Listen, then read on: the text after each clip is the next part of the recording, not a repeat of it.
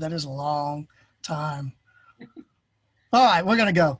We've got 30 people in here and we're just going to move on. One of the first lessons that we're going to talk about later on is everyone needs to be here on time. You're going to find out at some of these hearings and things, if you're not there on time or early, you're going to miss something. So we gave everybody a little bit of grace time today, and in the future, we will start right on time. If you miss something, well, it'll be on the recording. You can catch it up. I want to welcome everybody. Thank y'all all so much for logging in and on a night before such an important day, on a time when everybody's very busy. We really appreciate you coming to the inaugural Legislative Advocacy Training Series. This is a test. We are doing something a little different than we've done in the past, and we wanted to do it because I've oftentimes felt like we didn't provide enough information for people where they were at, and we didn't reinforce information for people who knew stuff, but may forget, or maybe there was something they didn't know. And so what we've tried to design is a place for you to plug in where you're at in your level of experience, a place for you to be able to learn a little bit or reinforce something at a beginner's level to do with legislative advocacy, to also plug in if you're past that, you know some stuff, maybe you need a little reinforcement, but then something in the intermediate stages. And then of course, some advanced stuff. And a lot of that past this particular one will be a conversation, I hope. I hope we can talk. I hope we can interact a little bit. And yes, it's going to be harder since we're not all together in a room somewhere, but that's what I want to do in the future. And so this particular first day will be a lot of me talking. And I know that'll get boring, but we'll try to spice it up somehow. And so again, it's a beginner. We'll stop, we'll ask some questions, or let y'all ask some questions, pardon me. We'll do the intermediate section, which is directly related to the beginner section, and then we'll do some intermediate stuff. Don't feel like you need to stay. Don't feel like you're gonna miss something because we're recording all this. You can go back later on. I would ask everybody, if you could, let's wait on questions. You can go ahead and throw them in the chat at any given point in time. And then Jackie and Tanya are going to collect them. They're going to put those questions that are relevant to the section and give them to me, and we're going to answer them, or maybe even Tanya or Jackie are going to answer them. But we want to hold questions in the future. Like I said, it will be more conversational. But this time I really expect that some of the questions you might have, we're going to answer later on tonight, or maybe even on day 2 or day 3. And we'll talk about those days and what they're going to look like. So I am gonna, and y'all gonna have to bear with me because I'm gonna share my screen and then I'm gonna make it full screen, and hopefully everybody can see the PowerPoint. It's not a PowerPoint, it's a Google slide, the slides that we put together. And I wanna go through these, and again, it's written for being in person and it being interactive, and that's just not what we have tonight. So I'll answer questions for you when I ask them, expecting that all of you are so smart, you'll all have the answers that I want to hear. So let me go. I'm going to share my screen, and we are going to get out of this screen if I can. And it is not doing that. Come on. All right, let me stop it once again. And we're going to go, and I'm going to Alt Tab over here and get the graphic that I want. And we'll go up and I'll do it full screen. Thank you for your patience.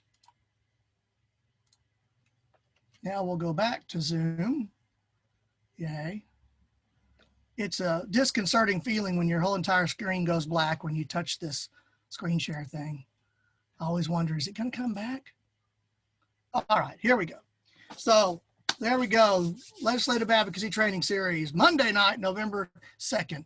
One day before one of the most important days in our entire nation. So let's move on. Is it moving? Oh, come on. There we go. There's another slide, beautiful slide. I want to thank all the staff that worked on this, from the folks like Kate who did the graphics, to Tanya and Jackie who formatted this mess that I wrote. And I want to thank everybody, all of our staff, who many of them are here with y'all tonight. All right, intro, learning objectives. What is advocacy? Most of you know this, but we're going to define some things maybe a little differently than you might look in a dictionary. We're going to talk about who the decision makers are, because at the end of the day, the only thing that matters is that you've talked to a decision maker and that they have chosen to decide. We're going to talk about the Texas legislature. We are going to talk a little bit about the federal legislature too, just because it's interesting, and I foresee ourselves having a much larger role depending on what happens tomorrow at the federal advocacy in DC. We're going to talk about how a bill becomes law in Texas. We're going to do a simplified version. We're going to take some questions, and then we're going to do the real version, the complicated version that you're going to need to know as an advocate. We're going to do some work on exactly what bits and pieces and what things happen to a bill. We're going to use the Texas ABLE Act as a kind of a descriptor of that, a case study. I'm hoping that that's relevant. Mainly, I chose it because I'm familiar with it, and it's gone through every possible iteration we're going to talk about, not just tonight, but also tomorrow or the next Monday. All right, advocacy. What the heck is it? A set of organized activities designed to influence the policies and actions of government, the private sector, and civil society to achieve positive changes. You know, people throw around the word, I'm an advocate, I do advocacy work. You know, there's really no difference between a lot of other things like lobbyists and what they do to what we do, except for the achieving positive changes. Now, I would say we also do a lot of blocking, but negative changes. And we'll talk about that a little bit. There's a picture of us at John Cornyn's office. I guess we'll see in a few days if he still has a seat or not. Everybody's smiling. Look at those big smiles. It was a good day in DC. All right, now here's where I would ask y'all a question. There's 1, 2, 3, 4, 5 things here. And which one of these things do y'all think is the absolute most important? Is it knowing the process, knowing the issues, being able to communicate effectively, or your personal commitment, and last of all, your perseverance? And since now I'm on screen share, I can't see any of you, but I'm going to pretend that everyone is saying that you don't need to know that much about the process to be really effective as an advocate. What you have to do is be dedicated, have a personal commitment to whatever the issue is, and you have to persevere. I think when I was logging in earlier, I saw Columba, and if there is a definition of perseverance and commitment, be sure her name's nearby it. So if y'all don't know Columba, you will, and you'll know what she's done for her grandchild in legislative advocacy in Texas, and you'll know that she's persevered at every time. When she started, I doubt she knew the process, but that didn't stop her. So y'all don't worry about knowing the process or knowing these issues in and out. You can get by. If you're committed and you persevere, you can get by and you'll learn all the rest. In fact, we're going to talk more about some of those things tonight. Shows that you're here already to do that. There's really 4 types, there's probably more than this, but there's types of legislative advocacy we're going to talk about. Number 1 is getting rid of something that's bad, right? Get that thing that is bad out of there. We do a lot of that. The next thing is update or reform an existing policy. Very few things we do are not built on top of something else. There are some, but oftentimes things change. You know, there are budget issues that happen. We need to update them, monetary amounts. There's all kinds of policies that have to be changed when federal policy changes. Develop a new policy. Everybody wants to do something new. Everybody wants to push an idea or develop a new thing, and that can be very good. We'll talk later on about how many different bills there are out there and how many ideas people have had. In a lot of cases, someone else may have thought about that idea. Funding a policy. Many times the things that you want to do won't really happen unless there's money attached to it. And to throw a monkey wrench in it, I'm going to also talk about how when you develop a new policy, Oftentimes when you get that bill passed the first time, you will have to go back the next session and do an update or fix that bill because something happened that you didn't think was going to happen, or maybe you didn't get everything you wanted the first time. So a lot of these things can go in cycles. Let's move on. Why is this important? Well, that's not even a necessary slide for most of y'all, right? The legislature sets the budget. They decide how much money they're going to spend on supports and services. And so many things that we talk about rely on money. The budget and other laws get proposed or passed that directly affect our civil rights, our ability to live successful, independent lives. And yet so many people don't involve themselves in advocacy on the budget. They're more focused on a bill and things that happen later in the session. If you're not advocating on budget, you're missing something. And another reason we have to be involved is because if we're not, these legislators will say they didn't hear from anybody. They didn't hear from their constituents that this was a problem or that this was important in their district. We need to make sure they don't ever, ever have that excuse. All right, let me get a drink of tea. My voice is cracking. So who are the decision makers? Well, I wish we were all together because I could ask some people what's wrong with this graphic over here. I pulled this graphic off of a training I did several years ago. And if you look down at the state agencies, 2 of those agencies don't even exist anymore. That's how things change. Agencies, large agencies are now gone, gobbled up in the Health and Human Service Commission, DARS and DADS. The key to good advocacy is always making sure that you're talking to the right decision maker, right? Somebody tells me that they've got an issue with parking in Hays County, disability parking in Hays County. It may turn out that it's not the state law they need. It's that they need to work at the local level with, let's say, their county to make sure they're enforcing it, or that the city has chosen to do some things that they didn't and shouldn't have done. It's not always about the state. It's not always about the federal laws. And if you look at this graphic over here, a lot of federal laws come to the states and the state has to enact it. It doesn't mean anything until the state takes it up and does something about it.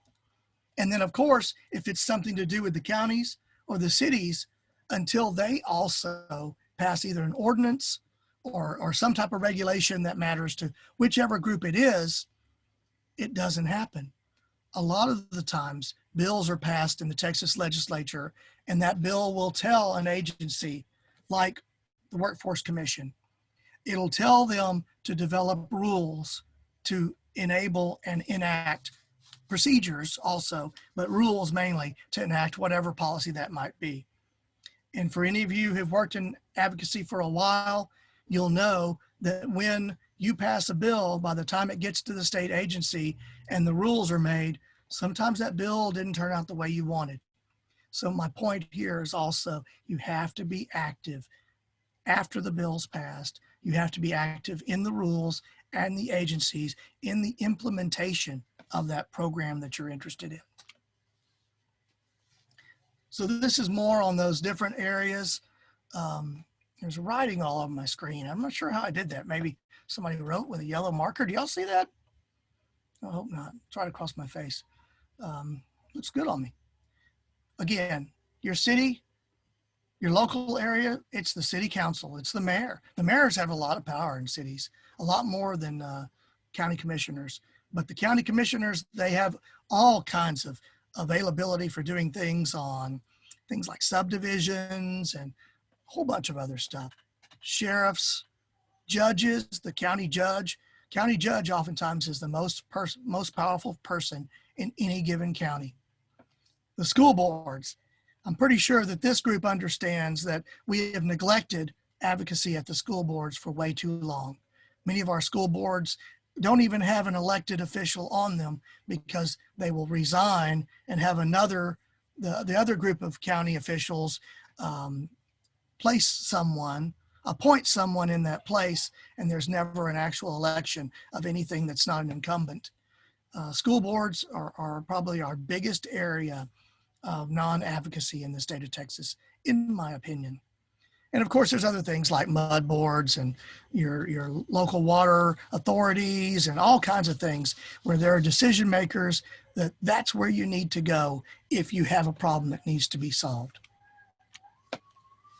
All right, who are the decision makers in the state? So we're going to go back to Civics 101 here. Texas has 181 legislators. There's 150 in the House, 31 members in the Senate, right? 31. Now, it's a little odd with 150 in the House, but remember, we have a Speaker of the House that can break ties, so it's really 149. The governor, lieutenant governor, and the Speaker of the House are the three most important people in Texas. I would suggest to y'all the lieutenant governor is more important than the governor. But, you know, some people might debate that now with things that are going on. And as a reminder, the Speaker of the House is actually a local representative who has been chosen by the other members in the House to lead them. And right now, we don't have a Speaker of the House, and so there's going to be a big battle. 7, 8, 9 people have filed. Some have already dropped out and endorsed others to be the Speaker of the House. Until there's a Speaker of the House, we can't get committees. We can't do a lot of things with the legislature. So we're hoping that the election is definitive, that the House can elect a speaker that they can all agree with, and that we can get some work done. It's going to be a very important session for getting work done. The legislature meets every odd year. The next one is in 2021, our favorite year because 2020 is so bad.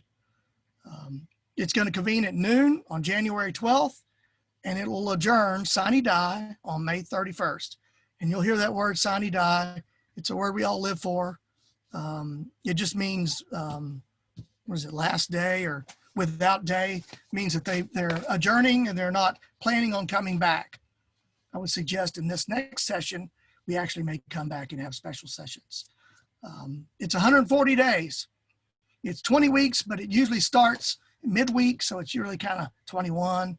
That's 4.5 months or so to go through this process of passing a budget, making sure all the agencies are continued if they have a sunset date, passing laws and bills that are important.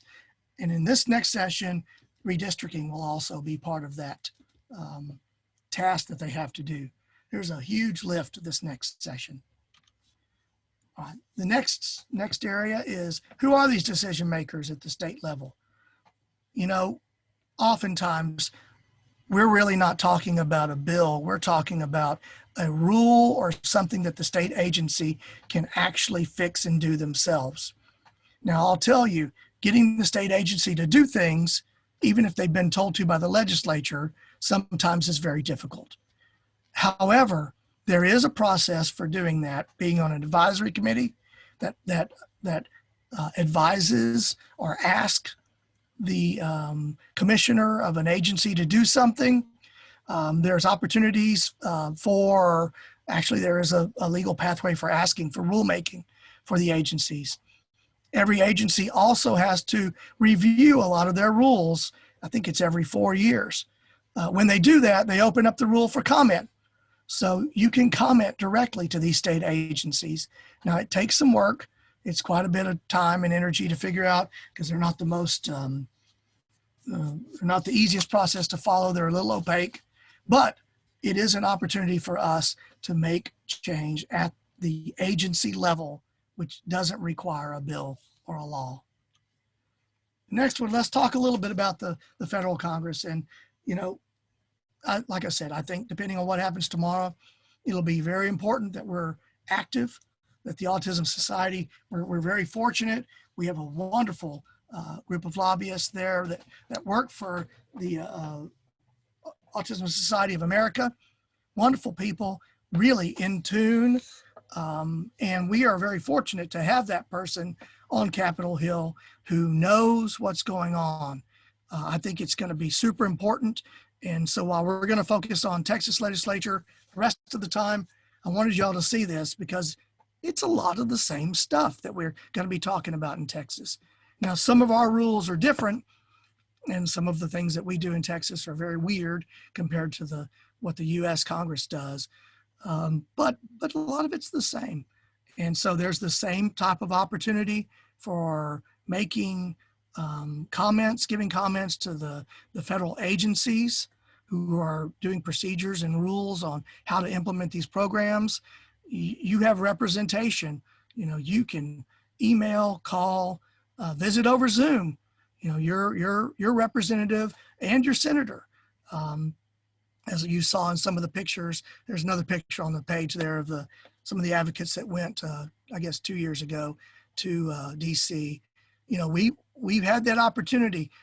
You find that when you're there, a lot of the staff folks, they're happy to see Texans. They're overwhelmingly happy to see somebody from home. I think it's a funny thing to watch how they interact with us, particular. Every office, with maybe a minor exception here and there, had really open arms for us. So next, all right, where do I go to find out what's going on with the Texas legislature once session starts and even before? Well, there's a lot of ways to do that, but we're going to try to make it easy on everybody. And y'all know Jackie does a wonderful newsletter, and the newsletter has so much information. I would encourage everyone to subscribe if you're not already subscribers. That may be how you found out about this. We're going to have some information in there about the legislature, kind of for everybody. But what we're really hoping to do, and that's what this series is about, what we're really hoping to do is recruit people who can be more than just folks who send an email. You know, advocates that we can work with, like we did 3 years ago, and on Capitol Day during the legislative session. Folks who can make office visits, folks who can make calls, folks who can make send written testimony on a bill, or even meet with their legislative office in district.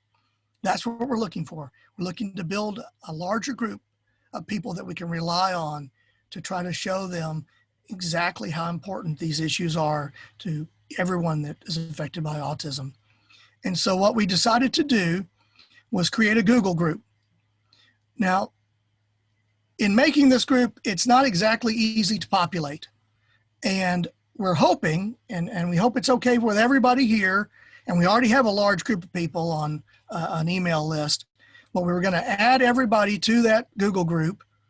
And in that Google group, the very last thing on the bottom of the email, when you get the welcome email, is an unsubscribe. If you get that email and you don't want to be on that Google group, just click that unsubscribe. No hard feelings. We don't mind. It's just we're going to have a hard time adding people if they request it versus adding, let's say, 80 people and then having y'all just log off if you don't want it. You can also, in Google groups, set whether or not you want a daily email or a digest, or I think there's 3 different choices. I forget what the other one is. And so that's a great way to find out what's going on, because we have automatically funneling emails from our legislative notification system. Jackie and I and Tanya and the rest of the staff will be sending emails through there, and we can converse about issues. We can keep those conversations where we can review them, and we can do it in a way that's not just a email that comes out with a newsletter where we can't really interact with you, or maybe not everybody in the newsletter is interested in advocacy. What we're trying to do is provide folks with a way, if they're interested in advocacy, to interact in this group. So please, if you don't want to be signed up, email Jackie or myself, or just put it in the chat saying, don't sign me up, we'll take you off. But we're asking if you do, if it's okay, we sign you up. You don't want to be, just unsubscribe. And of course, how is the way that most of us find out about the legislature? Well, we do it through Texas Legislature Online, which is called TLO. Now, I'm going to click this, hopefully go to it online full screen, and then we're going to walk through a couple of things because I want to be able to show y'all maybe a couple of things. Most of you may know about it, but not everybody uses this system. Let me go over here and check with Jackie and them, make sure everything's okay. Everything running okay over there, Jackie? Well, I get a cup of. Yes, sorry, I was trying to do the chat. You're good. You're full screen on TLO. Excellent. Make that as my way to get some tea here. Sure. Wouldn't you know it, the day that I intend on talking the longest in any of these training sessions is the day when the allergies are going to kill me. All right. Have y'all seen this? Raise your hands. I can't see you. This is a great site. It is the site to find everything out about the legislature that you ever want to need. Oh, I see Zach's mom raised her hand. Thank you, Zach. Mom. Lots of information on here. And so one of the things that you should do as an advocate is you can use this system, you can rely on us, whichever way works best for you, but there's lots and lots and lots of really good information on this system. We're going to talk about it quite a bit, and I'm going to show you some of the bills later on and how to kind of go through those in the intermediate part of this course. So I'm going to log in, and I think I created a legislative login, which automatically sends these notices from this site to the Google group and out to everybody else. And most of those are about the committee meetings. And if you see where I've opened up committees on the top tab, we have House committee meetings, Senate, we have some joint committee meetings. Right now, we've got this crazy thing called request for informations. There's no possessives there. This is probably the most important part of being a good advocate, is knowing where this stuff is at. And so if you want to know the meetings for the House, click, well, there aren't any. And if there were any gray spots on this calendar here, you could click on that and see the meetings. Of course, we're not in session right now, and you can't see those things. But here's what I really wanted to show y'all. The Texas House and the Senate are divided up in two areas. Very similar things. There's calendars there, there's committees. You can go and look at the committee meetings, log in. You can view the broadcast over here towards the right side, the legislative activity. You can view the broadcast. You can look up bills. You can do almost anything you want about the legislative session, and even track some of your own bills once you create a login. And if you'll look, the second from the far left on the top bar is called My TLO. You can click that, and there will give you bills. You can track your own bills. You can get alerts. And you notice I've already been on that one, right? You can save searches. You could do a search for autism, save that, and have it notify you every time a bill is filed that relates to autism or something gets updated. I'm not sure what mobile device support is, but it's there. I don't know about these RSS feeds. I've never actually ever used that. I'd be lying to tell you what it even means. I remember those used to be used a lot. It may be just kind of a carryover from a different time. I'm going to click on alerts. And what I want to show y'all is all the different things that you can be alerted for bills. We don't have any bills to alert on. Calendars. These are all the calendars they'll be sending out. These go daily in some cases, like the daily House calendar, and others don't. But you can also get committee notices. And if you'll see down here, you can click on any of these, joint, whatever they are, and then you can save them. And when you do that, it will send you an alert every time a new committee notice, a meeting notice is sent. You can get the minutes afterwards, although there was a time when minutes actually said what was going on. They don't really do much anymore. You can search for subjects. And the subjects we've got set out are autism, pervasive disorders, people with disabilities, and of course, special ed. So these are already set up, but they won't let us get committees set up until that time when we actually have them set. I'm not sure exactly why. You can look up legislation, you can search, there's calendars, there's all kinds of good stuff on here. And as we'll talk later on, if you'll look at the far right column, there's stuff about the legislative process, very good information. There's stuff that in the middle where it says My TLO, where you can, oh, that was the tracking stuff. Sorry about that. And there's ways to get to the statutes and the codes also here. We'll look at that a little while later. The two keys that I'm going to tell you about right now on this page, and then I'm going to move on from this. And if we have questions, we can go back, we can work with you on it, is that down at the bottom, who represents me? If you don't know who your legislator is, type your full address in, your city and your zip code. I would say always type it in, the full address, because just the zip code may work in many other states. But in Texas, we're so gerrymandered that if I type in my zip code, I get a choice of 2 different legislators, 2 different House reps and 2 different senators, or no, 3 different House reps and 2 different senators. If I just type my zip code in, I have to get to the actual address, and some of y'all may be just like that. Let's see. The only other thing, and I'm going to reinforce this at the end of the presentation, is you see this thing over here, it says Kids House and Kids Senate. This is one of the best resources for understanding how the legislature works. They're really fantastic materials, really good, very informative. Yeah, it's a little silly because it's cartoons and stuff, but they're really good overviews. So don't overlook that. If you want to run through them, I think we sent y'all the links to the advocacy training videos that Tiffany at CTD, formerly at CTD, and Jackie did. Those are very good, but this is also a good way to reinforce some of those things that you may want to remember and or teach a civics class to your kids. They're really, really good stuff. Let me go on back now to the PowerPoint, and we'll move on. This is stuff everybody should know, right? Texas is bicameral. They have a House and a Senate. One's on the east side, one's on the west side. The divide between those two are significant. There may just be a rotunda in between the rooms, but boy, are they different worlds. Lieutenant Governor presides over the Senate. We're going to talk more about the Lieutenant Governor in a little bit. The Speaker of the House presides over the House. The Speaker of the House, again, is just one of them. There's no statewide election for that.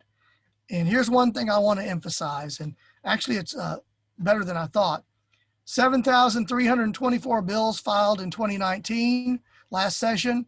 Only 1,373 became laws. That's 19%. I would say that was a good session for passing bills. It's usually not that much. For someone like me, I will read every one of those bills that comes out, at least to understand what they are, because sometimes the headings will be a little tricky. You got to be careful. So it's a lot of bills that were filed. And as I always say, most bills were born to die. They're not going to pass. Only the few, the proud, a handful of bills, 20% are ever going to make it that far. Let's move on. Now, I put this also in a larger screen, and I'm going to switch over to it real quick. But what I wanted to show y'all, and after we do this, then we'll take a little break, is, did it switch over? No. All right. This chart is really good. And I think this was created by the Texas Council for Developmental Disabilities, and they updated it because we have former Speaker of the House, Speaker of the House, Dennis Bonnen. I don't know what his position would be now. I guess not running.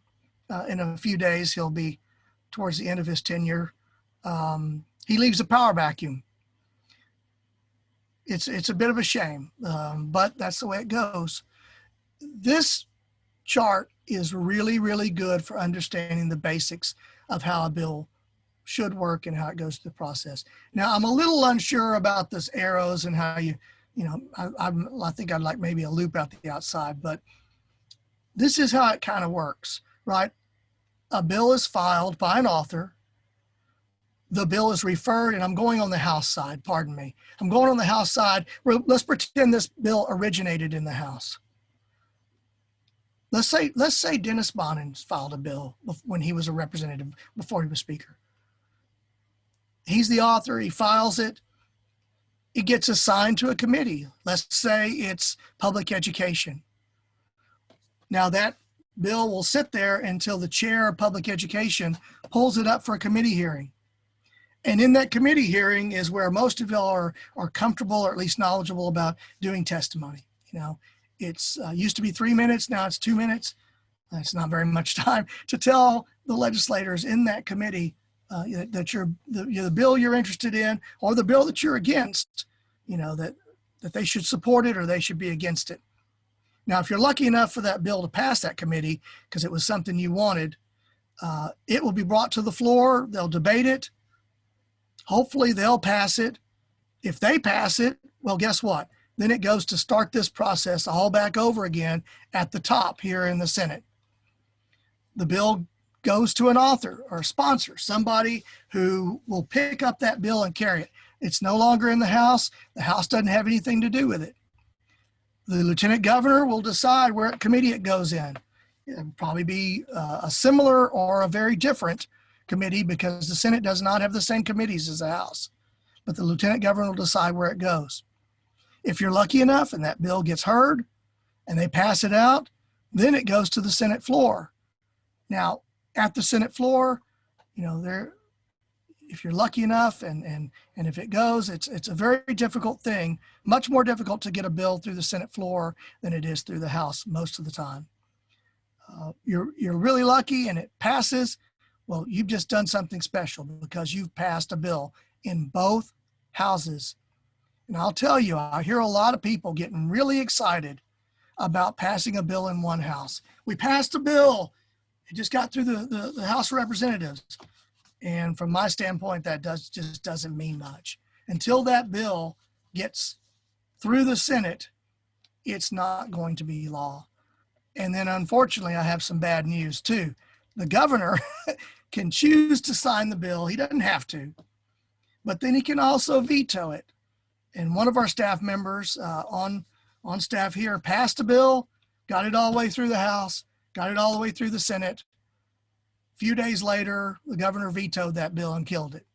And it's a horrible feeling, but any advocate that's been doing this for a while knows that it's not a safe bill. It's not safe at all until the governor's veto period is over. And so that's kind of the simple way that a bill becomes law. So I want to stop this section now that is really about, and I'm going to stop sharing my screen. And this was kind of the beginner, here's how this works. The next section, we're going to talk about some more in-depth parts and pieces of this puzzle that we kind of glossed over a little bit. So let me stop sharing here. And we're also going to allow, if y'all got some questions, we're going to switch over and let y'all ask some questions. If you did, if not, then I'll still drink some tea and we'll move on. Tanya, did y'all get any questions? Not yet. Everybody, if you want to post a question in the chat, we can read them out. Jolene says this document is available in Spanish. Are you talking about, Jolene, the how a bill becomes law? Yes, I think she was. Yes. Yeah. We actually, we translated that for TPDD. So just as an FYI, that is also available in Spanish. Thank you very much. I didn't know that. Yeah, sure thing. That's Jolene from the Coalition of Texans with Disabilities. She used to be at Easter Seals. If you don't know her, you probably should. Certainly the end of session, you will. No questions? Oh, come on, y'all. It's a slow and draining process for a bill to become law in Texas. Yes, ma'am. Or I'm sorry, I don't know if that's actually a ma'am. Oh, I mean, it's a man. Hi, sorry, I mean. That's a problem with bifocals. I'm not even sure what your name is at this point with my head going back and forth. It is a slow process and it's a fast process, right? You've got 140 days. So, it's very difficult. And we're going to talk about that in the next section about the different steps that a bill takes and how each one of those is fraught with danger and how any time a bill can die or get stuck. But it's still 140 days, and so it has to go very, very, very quickly. So yeah, that's a good observation. Columba, were you raising your hand? I don't know if they can put you on there, if you can just type your question in, if you have a question. I see you up there, but I can't hear you. Okay. I'm trying to unmute her. Columba, can you unmute? I don't know how to do it, girl. Oh, yeah, we can hear you now. You got it. Okay. You know, one of the problems that I have, I've been very advocating for my kids and very involved with my children with disabilities. So I have a problem because my grandson, I signed a contract with a school district. I was treated my advocate. So my child is not going to school. He's just going to a treatment center, only 14 hours a week. So I think we need to stop those agreements that we sign that doesn't protect our children, because the advocates make money with the parents, but they make money with the school district, because the attorneys with the school districts pay the advocates sometimes in the side. And my problem is that my grandson is 16 years old and he's not in school.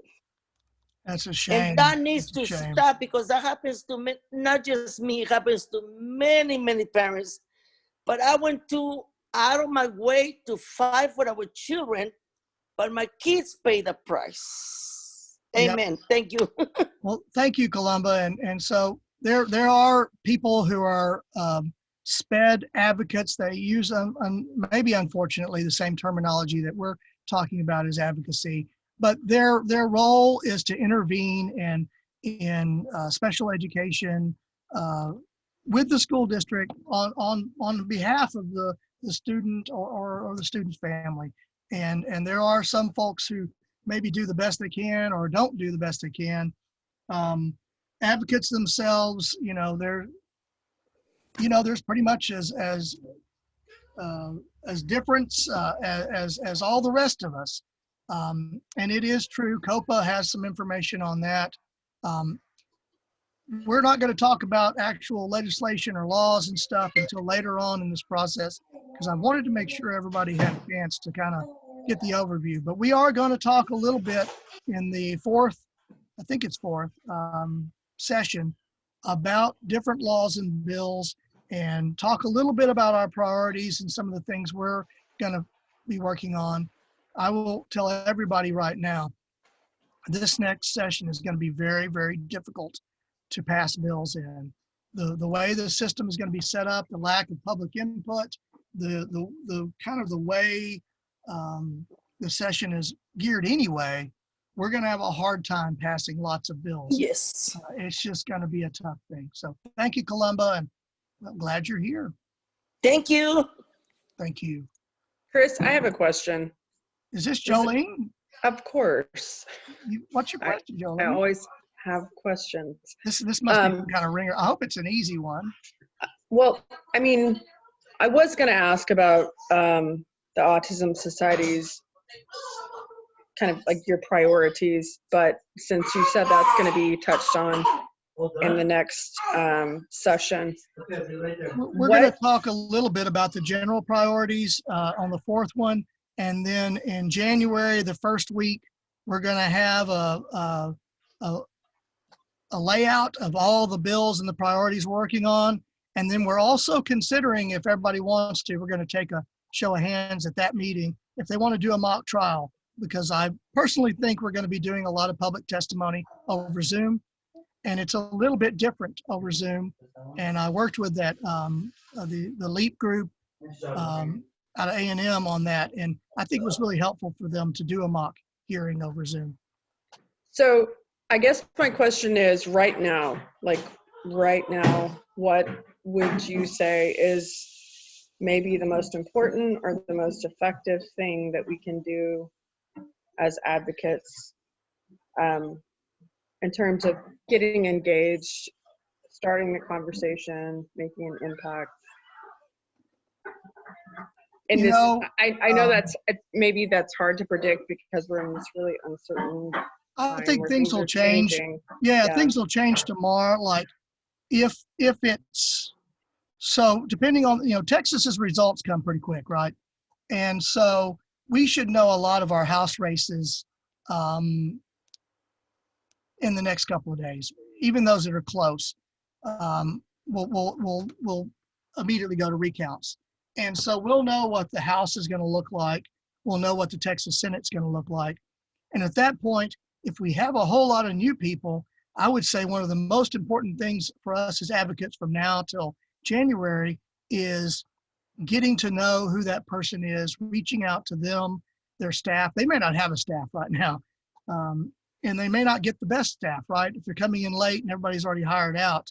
But getting an opportunity to meet whoever your new legislator is, or reaching out to your old, just telling them that you're there, telling them that, you're going to be there, getting an idea of maybe some of the issues that they're interested in.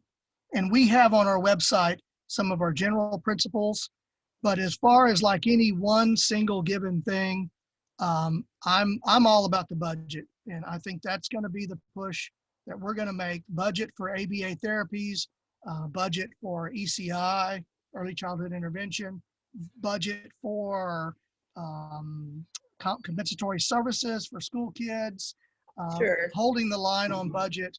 And since budget comes first, that's the one I would be focused on. I mean, are there opportunities? I'm thinking specifically about interim charges or I don't know. I don't know if there's advisory anything- committees that might be. The legislative budget board is going to meet, but that's, I don't know. I don't know if there are anything right now that I would say to focus on. Yeah, I mean, that's a good question. I'm not sure I have a good answer for it.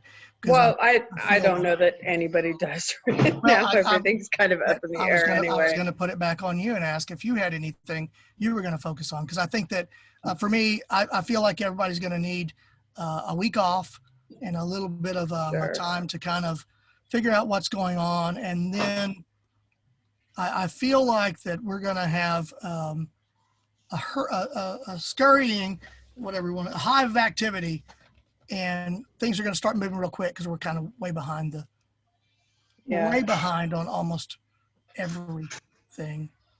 Well, thank you for that. Yeah, I mean, I feel like, maybe we have the same information or lack of information, but I did just want to just check with you about that. Well, it's going to be a tough one, and we're going to have to be flexible. We're going to have to be thoughtful, and we're going to have to be very focused on what we do as advocates in this next session. At least that's what I feel. I agree. Thanks, Chris. Thank you. I see Zach's mom. I hate to say, I'm sorry, it says privately, but tweaking, the aversives legislation. That's one that I think we're looking at. I think if you're looking at bills that have had multiple tweaks, the cameras in the classrooms bills, if y'all are familiar with those, we had to go back at those several times, and they were difficult at best to get our interpretation to have the folks at the agencies, the state agencies concerned, to feel the same way about them as we did, and then the districts to feel the same way about them, and even some parents. So that's another one where we've had to go back at it multiple times. Let's see, speak to the Family First Prevention Services Act. I cannot speak to that act. Jackie, can you? No. I do not know what that is. I know enough to be dangerous. Well, let's don't be dangerous tonight. How about let us research that. Again, I'm focused on Texas Legislature. I don't know that one. I don't know everything, but that's not unusual. I've been real fortunate to work in a bit of a vacuum the last little bit, and can't always do that anymore. So we'll get back to that, Advocate DM. But send us an email. I think the email is advocacy at Yep. TexasAutismSociety.org. Put it in the chat. Oh, thank you. All right. So, we kind of set this up for some basic stuff, and I want to go into a little more detail, and I want y'all to get an idea of the real complexity in some of these issues. So I'm going to share again, and we're going to go back, and so give me a second here, because boy, that black screen after you share scares me. Didn't do it that time. All right.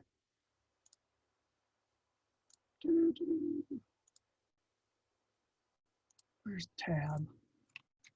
All right, let's see. Sorry about that, folks. Let's move forward. What is this doing now? Okay. So it's great that we have that really simple graphic that Jolene and them translated to Spanish. That's not how it really works. That ain't close to how it works, y'all. It is a complicated system of paperwork, of one person needing to file something somewhere, of all kinds of things that can go wrong with your bill. And I'm not even going to scroll down all the way. Here we go. Look at the process here. And this process again is for both houses. There are so many places for your bill to get caught, to die. It's very, very difficult to follow. And so I'm going to go through just a couple of these. Some of them are the same as what you've already heard. If you look, we're going to start and pretend this bill originates in the House again. The bill's introduced, they get a number, the speaker refers it. We did that before, right? Now it goes into an area where somebody at some level, whether that's the author or and it's generally the author, they can decide to update or change this bill. Very few bills are filed and stay the same way as the way they were filed. There's usually a substitute. And in fact, we live by committee substitutes. Committee substitutes can get brought up only moments before the committee, and you may not know about it. So a bill that you were favoring or you liked, guess what? Committee substitute comes up, and if you didn't know about it, it may be all kinds of bad. And so you have to be careful of that.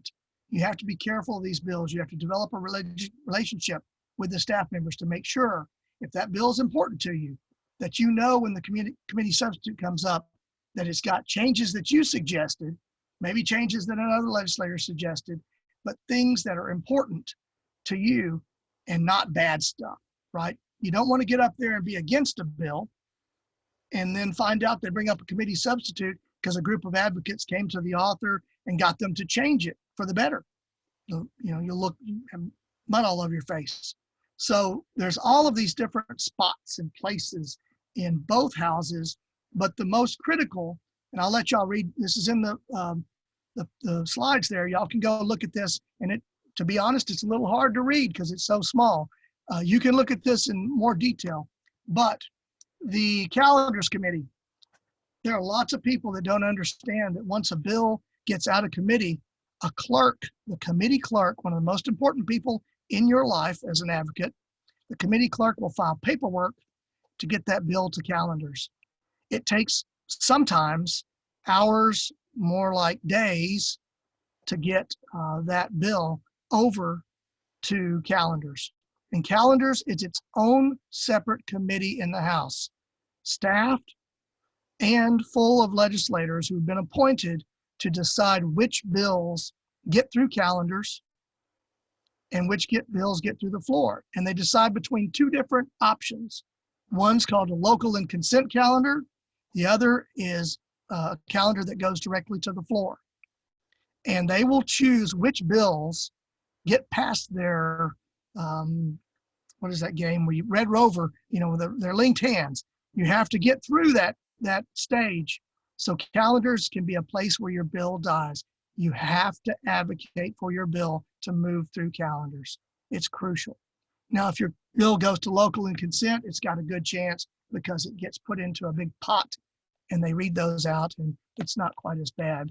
But that's one area where your bill can really get scrambled and just die. Now, there are times when a bill goes through calendars and it gets to the floor and they do another committee substitute, or a floor substitute, pardon me, is the technical name. And that happens. Doesn't happen quite as much.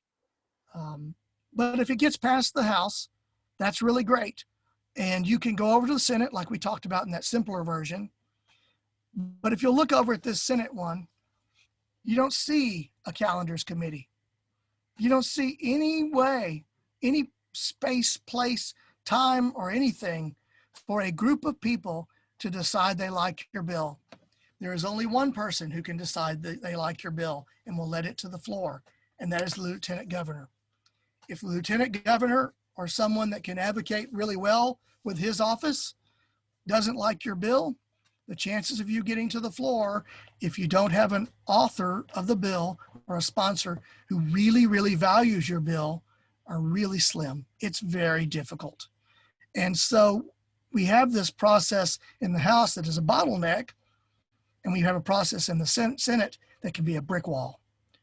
Now, if you're lucky enough and you get your bill through, Lieutenant Governor decides he likes it, and you get it through all these processes, if you can get it through the floor and get it on the floor calendar, that doesn't mean they're going to bring it up that day. And it's brutal to watch your bill be on the Senate calendar and be high up on the calendar and yet get skipped over day after day after day. And it does happen. But of course, if you finally get to the floor and you get these senators to do that, and there are no changes, here's the key, no changes, then the bill can go on and go to the governor. But if there are changes, then they have to do this process here. And I'm not going to go through it too much because it's a series of committees, again, that are appointed by the governor, the lieutenant governor and the speaker, a conference committee to decide what things that they're going to negotiate on in this bill to get it to move forward. Or maybe they don't. Maybe they decide it won't go forward. But oftentimes, both sides will make concessions. You will not be a part of those concessions unless you have a really, really good rapport with the aide of the author of the bill. And then sometimes you can have some input into that. Of course, if you can get past that point when they all agree, then guess what? Your bill's enrolled, and then it goes to the governor. And you can see that the detail here about the bills for the governor is a little more detailed on exactly when something becomes law and when it doesn't. Well, we're coming up on 8:30. And so what I wanted to do was run through the next section, which is really kind of, we called it a case study. I'm not really sure it is case study in some senses. I just kind of wanted to show y'all what, and how a bill kind of works when it goes through all the processes.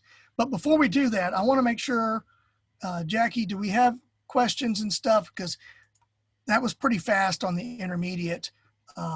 Didn't spend as much time as I thought we would, because again, it's a little bit hard to read.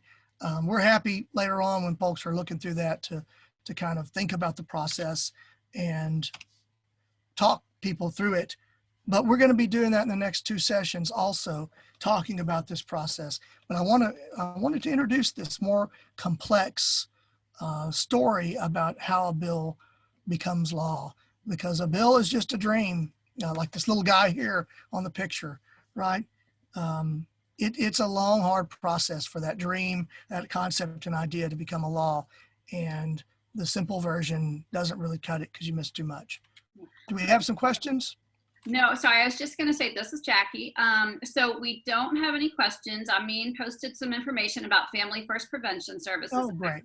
And sorry that we didn't realize this. Tanya actually has been working on this, and we signed on to comments to the House Public Health Committee with Coalition of Texans with Disabilities on the importance of preparing for the full implementation. So Tanya's been working on that project. So Tanya, thank you for that. And then we don't have any questions. Our end time was going to be 8:30, and then this was going to start Q&A time, and we're about there, but we don't have any questions right now. Well, okay. If everybody's okay with that, we'll move on to this kind of more detailed look at a bill. And again, I wanted to show y'all and illustrate the things we were just talking about, this complicated bill process. And in doing so, I think the best thing to do would be look at a couple of bills that passed.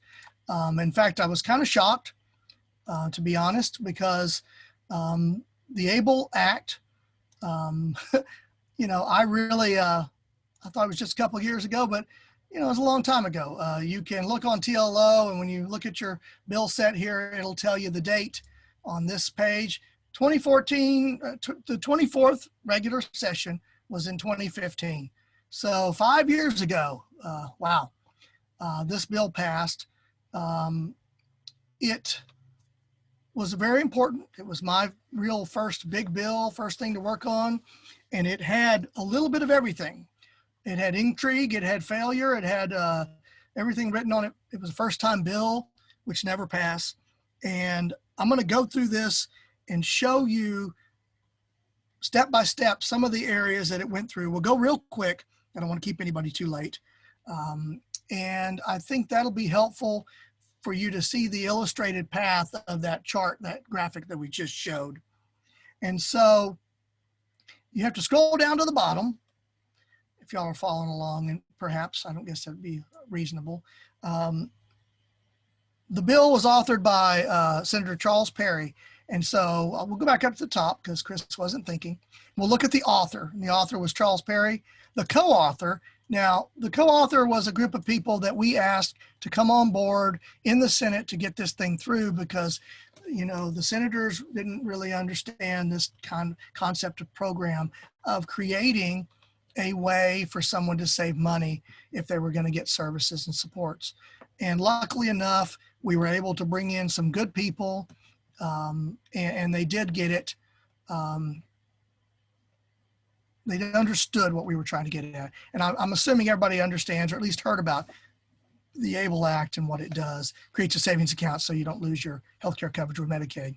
Now, the sponsor was Cindy Burkett, and she's from up in Dallas. She's in the House, and she carried the bill when it came over. So we did not run a companion bill. As you see, there's no companion here. And these were bills that were filed by other folks who, well, one was filed by Cindy Burkett, but it wasn't really, it's a complicated story, and I'll show you. We dropped the bill. We dropped it for a very specific reason, because it was different than the bill that we had had to substitute for in the Senate. So let me just run down through this, and if it gets complicated, that's okay. It's kind of the point, is that this is a complicated system, right? So they received it in the Senate. They read it. You have to read it out, and they referred to business and commerce. So something that we would consider to do with health and human services, or really health and human services probably, because it's dealing with Medicaid. Look where it's at. Business and commerce in the Senate. Scheduled a public hearing, had a public hearing, testimony was taken. I can tell you that I had a group of kids from El Paso who were visiting that were in the meeting, into the hearing. 2 people testified for this bill.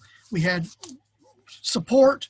We knew we had support from the committee, so we respected their time and only had 2 people testify instead of 20 or 30. And they always leave it pending in committee. Well, in some cases, what they'll do is leave it pending in committee because they want to get a group of bills and then pass them out into to vote on them and pass them out. This one was reported favorably without amendments, recommended for local and uncontested. Now that means that nobody had any problems with it. Well, guess what? We didn't have any problems, but if you'll see somewhere here, where is it? Rules suspended. It got pulled off of, here it is. It got pulled off the local and uncontested, and I thought that meant somebody was against it. What it meant was that the lieutenant governor liked the bill, and Senator Perry had talked to him, and he said, get that thing off of the local and uncontested, because we're not going to do it for another week. Go ahead and put it on the intent calendar. I'll pull it up, we'll pass it out, and you're done. And that's what they did.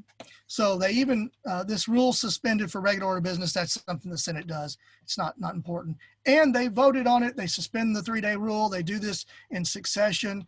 They do all the votes, and there it was, engrossed. Engrossed means it's done in whatever chamber that's in. So that's only half the story, right? We had this great bill, and there it was, sitting there finished with the Senate, and we're not even halfway done. So they send it to the House. The House gets the bill, they read it, and again, it's a very quick reading. They don't read all the bill, just the first title and a little bit left, and they referred it to Health and Human Services. So in this case, look at the date. 5:01. We started off at 3:13. We skipped a step and we were way ahead of time. So 3:13, now we're at 5:01 in the House. 2 months, almost 2 months have passed on this bill. We've been trying to move it. We've been trying to get it through. And the governor, lieutenant governor in the House, the Speaker of the House at the time are having a spat. And so nothing's moving. So all of our bills are essentially timing out. Once that spat was over, and you'll see the rest of this bill flies through, and it flies through because we had some great support. So we had a public hearing that was finally scheduled. Testimony was considered for a formal meeting, reported favorably, all in a matter of 3 days, right? Pretty unheard of until the end of session. Now, all of a sudden, our bill stops again. And it stops because it has been sent to calendars here. And the committee report is sitting there. We don't know why it's not moving. We can't find out why it's moving. All of a sudden, all the work that we've done to speed this up through this committee process doesn't mean anything because we're stuck in calendars. And we worked very hard. We, my boss at that time, Dennis Burrell at CTD, called in a favor. I groveled a lot, and our bill was finally placed on the calendar, read, and ended up being passed in a matter of a few more days. Now, when you look at this bill and you finally see the key thing, reported enrolled, what day is that? 5/28. And now I'm going to go to the Legislative Reference Library. What day does session end on? June 1st. This bill barely made it. You know, we had essentially a couple of days left before the end of session. All these bills that they're signing, it says signed. They may not actually physically sign this. I think they kind of do, but they may not get to all of them. We were essentially just a couple of days from having this bill time out in the process and die.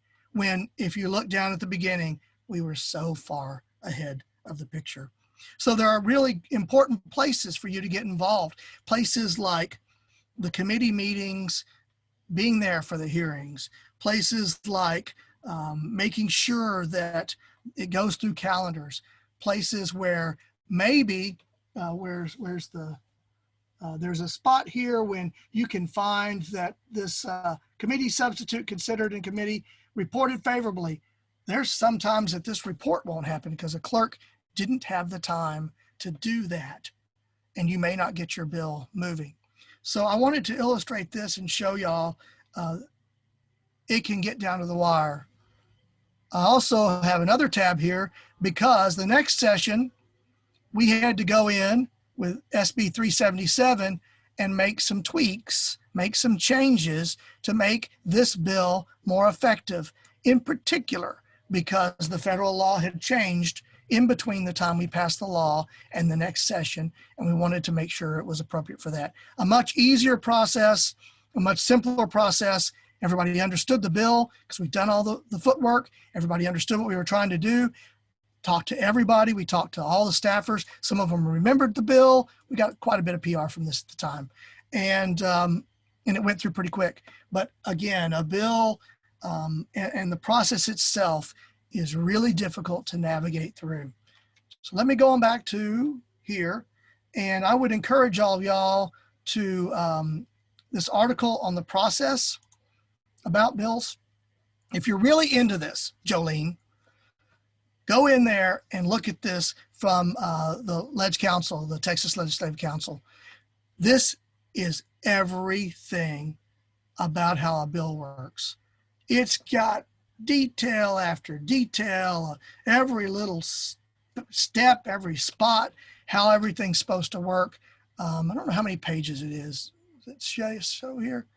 It's not that big, but it's a really, really great document if you're so inclined. And we put it into your slideshow there.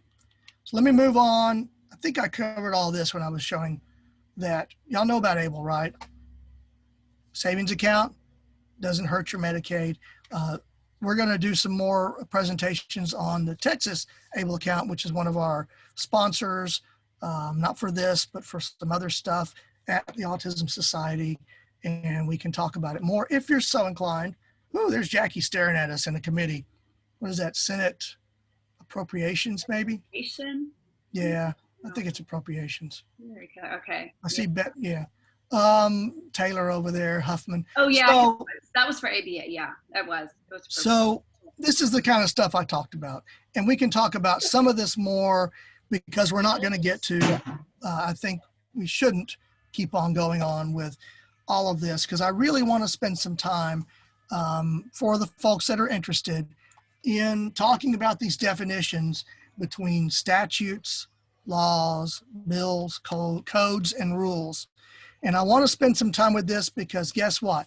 I'm going to tell you all the definitions and the right things, but you're going to hear so many people in our community, so many people in the legislature use these words interchangeably, and they are not. They're not the same things, and I don't want y'all to do that. So we're going to push this slide into the second next Monday's presentation. I hope that y'all will be there. The anticipation, I can feel it. I can't see any of y'all, but I can feel the anticipation for learning about statutes, laws, bills, codes, and rules. If another policy wonky thing, really good stuff from A&M on the rulemaking and agency process. We'll talk a little bit about that more next Monday also. Again, TLO, the Texas Legislature Online, has great information.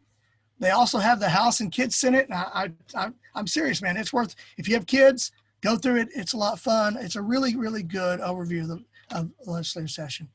Now let's get to this, and I'll stop talking and take questions for whoever's still left. How many people did we lose everybody? No. Oh, we still got a few people. I tell you what, that is perseverance. I knew y'all were special. But we don't have any questions yet. So okay. If anybody want to post questions, go ahead and put them in the chat. We'll do a lot of questions next time. It won't just be me yapping, I promise. Tomorrow's election day, right? We all know that. Most of you have already voted.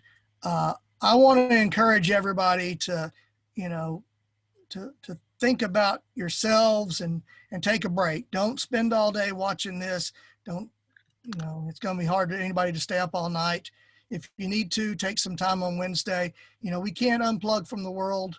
We can't unplug from a lot, but, we have to take care of ourselves for our families and for ourselves. We have to be functional people. And sometimes with all the stress that all of us have been under with COVID and quarantining and just so many things in our life, please, tomorrow, think about taking a break. Go for a walk.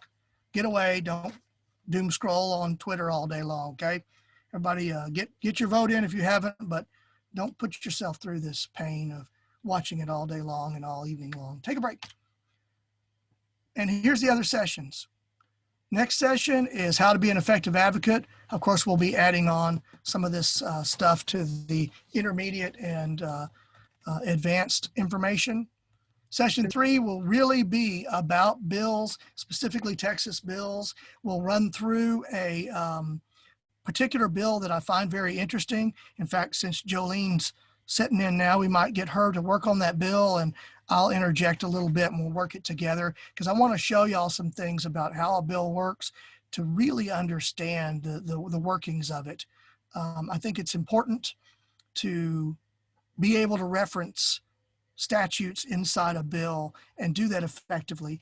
And so we're going to go over some of that next session and then the third session too. Session 4 is really about the 2021 legislative session and how to take action. We're going to talk more about specifically if you were going to write a bill. We haven't written that one up yet, so I've got my notes here. We might talk a little bit about the difference between advocating in person and advocating over Zoom and written testimony. We've got some materials on that in session 2, and we're going to talk about that more because this is an unusual session ahead of us. And if we are being honest, the idea of us testifying in person at the Capitol probably is not going to happen. But over Zoom and through written testimony, no doubt that is going to happen. And so we need to prepare ourselves for that. So that's where we'll be heading on these things. Let me see what's next. That is the end slide.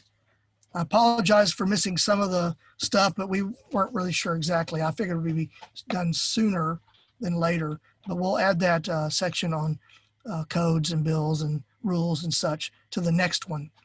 Let me get out of full screen and sharing. Apologize again, my screen goes black and I just feel kind of lost when it does.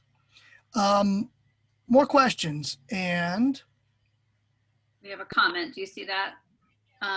Julia Chalker said she wanted to say she did her first advocacy training with Texas Society for Autistic Children back in the early 80s when the numbers were 4 and 10,000. wow. Yep. Man, things change, don't they? Woo. Well, welcome back. Welcome back, Julia. Thanks. And anyone has questions, go ahead and put them in the, type them in the chat, but I'm not doing any yet. Well, you know, and I kind of thought that this wouldn't be the first one wouldn't really be as many questions as it would be information for y'all. I'm pretty sure that the only way to do this is to go over it, have y'all watch those videos that Tiffany and Jackie did, and get this reinforced, right? Hear this more than once. Read the materials that we've given you.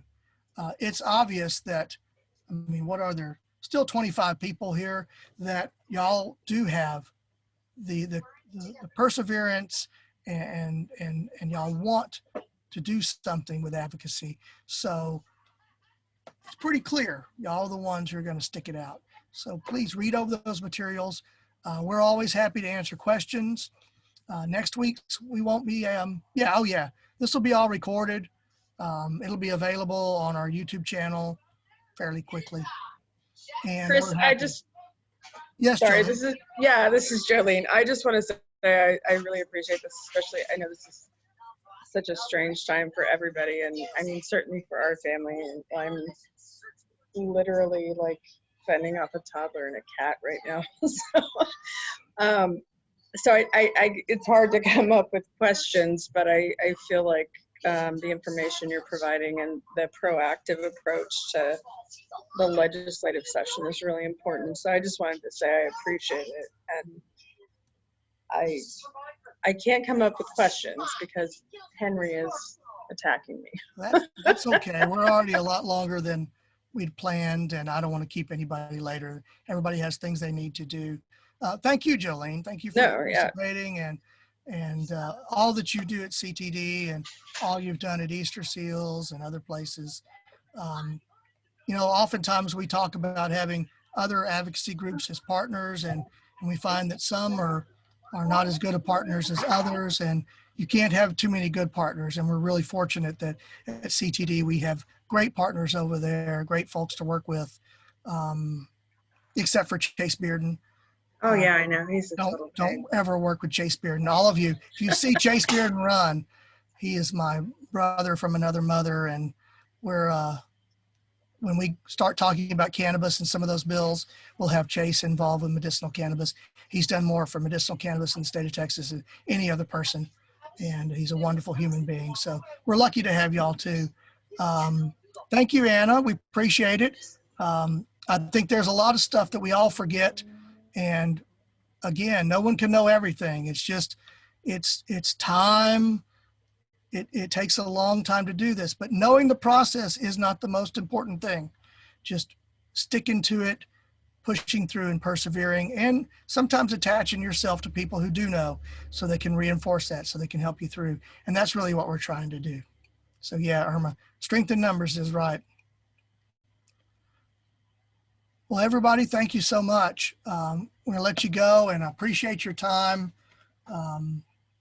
Crazy Mondays, and hopefully we'll see everybody again next Monday. If it wasn't too outlandishly crazy or boring, come on next Monday, and we'll do another section. I promise this next one will be kind of interesting because we'll be talking about testimony a little bit more, and we'll be mixing it up. Other people will be talking instead of Chris droning on. So thank you all. Thank you. Be safe. Take care of yourselves.